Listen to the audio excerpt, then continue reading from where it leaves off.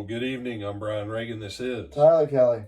And we welcome you to our Twilight Talks on the Psalms. And tonight we are in Psalm 29. Tyler? Ascribe to the Lord, O heavenly beings. Ascribe to the Lord glory and strength. Ascribe to the Lord the glory of his name. Worship the Lord in holy splendor. The voice of the Lord is over the waters. The God of glory thunders. The Lord over mighty waters. The voice of the Lord is powerful. The voice of the Lord is full of majesty. The voice of the Lord breaks the cedars. The Lord breaks the cedars of Lebanon. He makes Lebanon skip like a calf, and Sirion like a young wild ox. The voice of the Lord flashes forth flames of fire. The voice of the Lord shakes the wilderness. The Lord shakes the wilderness of Kadesh. The voice of the Lord causes the oaks to whirl and strips the forest bare, and in his temple all say glory. The Lord sits enthroned over the flood. The Lord sits enthroned as king forever. May the Lord give strength to his people. May the Lord bless his people with peace. All right.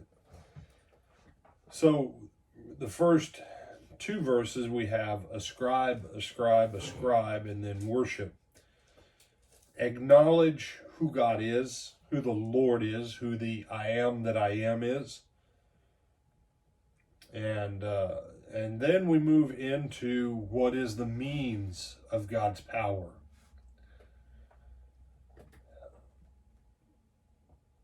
God can think a thought all day long, and God is impotent. You can't say that God's without power. Sure I can. God can think a thought all day long, and nothing happens. Now, God will tell you what's in his thoughts in the scripture. He'll say, this was in my thought. But like he said with Moses, when one time, Moses was complaining, he's like, seriously, when are you going to have my back on this? And God goes, you know what? You stand there and you pay attention. See whether or not I'm going to make my word come to pass. No, wait a second. His word. Not his thought, his word. Everything the Lord does here, the voice,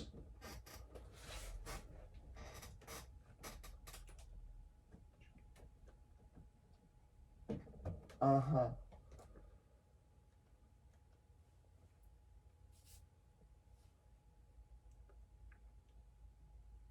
am being salty.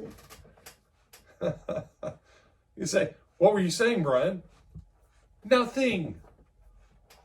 Nothing. You say, I don't know. I don't even remember what I was lip syncing, mouth, whatever you want to call when you fake like you're talking words, but then you're not actually saying anything, whatever that name for it is. Until you speak, nothing. God's power kicks in when God speaks. The entire universe, God said.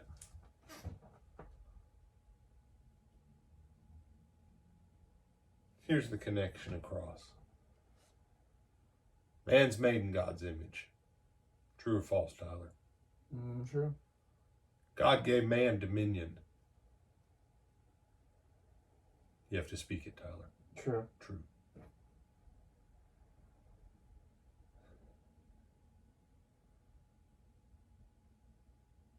Jesus, in dealing with the centurion, marveled at the centurion's faith.